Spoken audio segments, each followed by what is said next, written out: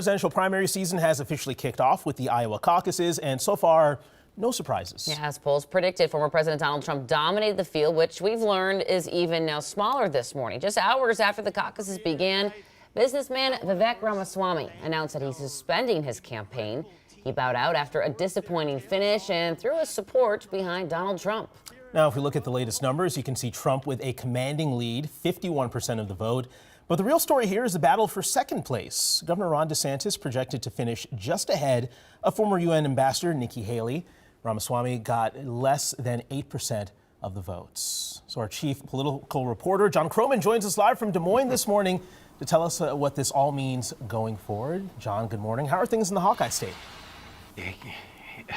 Well, you know, the guessing game is over here. It's no longer the center of the universe, but the wind chills remain dangerous, which is why I'm reporting to you from inside the photographer David Peterlin's hotel room in downtown Des Moines. In fact, you can see the frost that's building up here on the window. That's kind of what the weather's like down here. And the weather was probably a factor in the turnout last night. We were at a caucus at North High in Des Moines.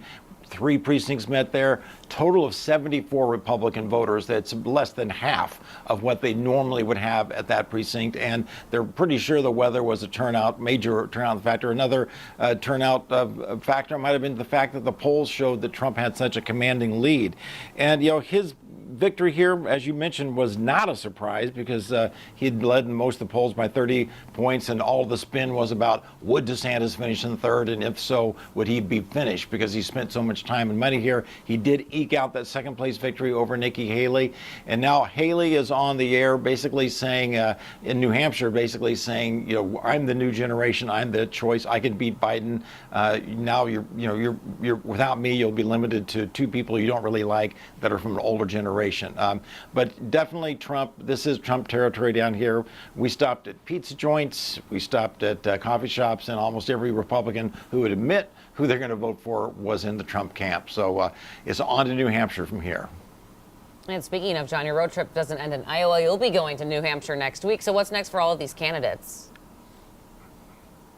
Well, Nikki Haley has a much better chance of winning in New Hampshire. In fact, we talked to some Minnesotans who plan to be in New Hampshire campaigning for her. And so especially with Chris Christie jumping out of the race, a lot of the Christie votes might go to Haley. It really depends on how hard she's willing to hit Trump directly or whether she just isn't, too afraid of offending Trump supporters. And of course, Minnesota's Dean Phillips is going to be there. And Biden is not on the ballot.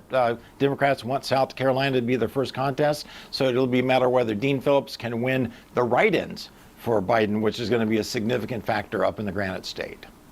All right, a lot to watch out for next week. John Croman reporting live from Des Moines, Iowa this morning. Thank you very much. It's on to New Hampshire. Hopefully less frosty, less cold there, but probably not. Right. John, thank you.